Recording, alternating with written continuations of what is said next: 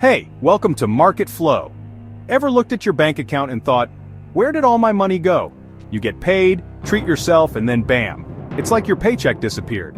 Nobody teaches us this stuff in school, and that's why so many of us make the same money mistakes over and over.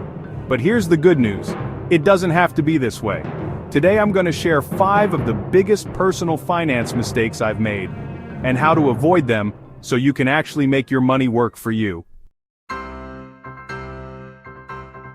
Alright, let's dive into the first one. Living paycheck to paycheck.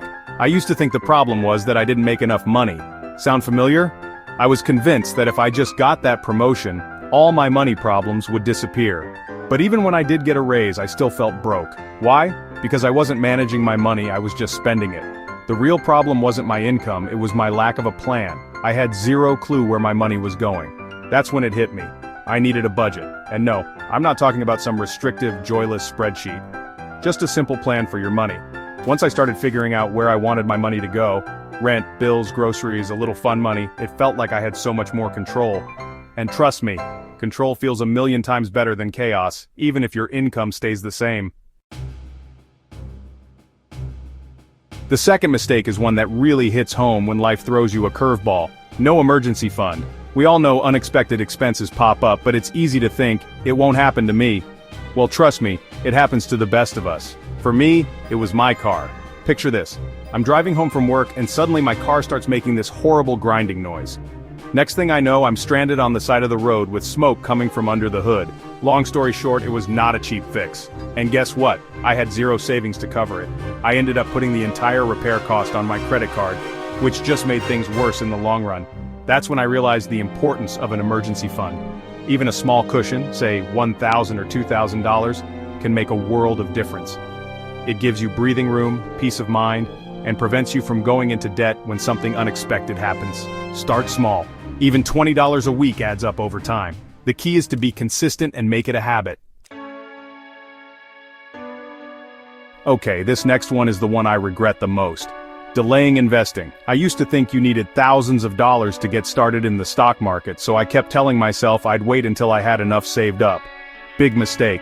Starting small, even with just $50 or $100 a month, is way more powerful than waiting to invest a larger amount later on. Why? 2 words. Compound interest. Imagine a snowball rolling down a hill. As it rolls, it picks up more snow, getting bigger and bigger. That's compound interest in action.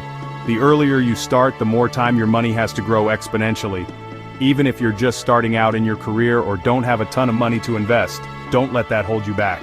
There are so many resources available today that make it easier than ever to start investing, even with small amounts. Mistake number 4 is a sneaky one. Lifestyle inflation. You know how it goes? You get a raise, you feel amazing, and then you start spending more. A nicer apartment, a new wardrobe, fancier dinners.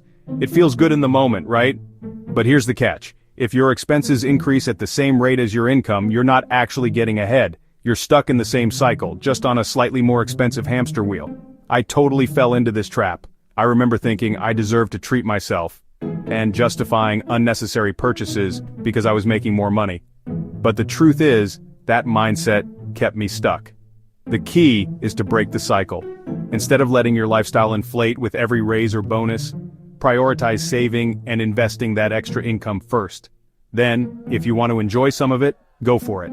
But make sure your savings and investments are taken care of first. And finally, let's talk about the mistake that holds so many people back: ignoring financial education. I used to think finance was this complicated, intimidating world reserved for Wall Street hotshots or people with fancy degrees. I figured it was way over my head, so I just avoided it altogether. But here's the thing, personal finance isn't rocket science. It's just about understanding the basics of managing your money, making informed decisions, and building good financial habits. The moment I started taking the time to learn, watching videos, reading books, even just asking questions, I realized it wasn't nearly as complicated as I thought. There's a ton of free information out there, and it's never been easier to educate yourself about personal finance. The more you know, the more confident and in control of your financial future you'll feel. So be honest. How many of those mistakes have you made? Don't worry, you're not alone. I've made every single one of them at some point in my life. And let me tell you, learning these lessons the hard way is never fun. But the good news is, once you know better, you can do better.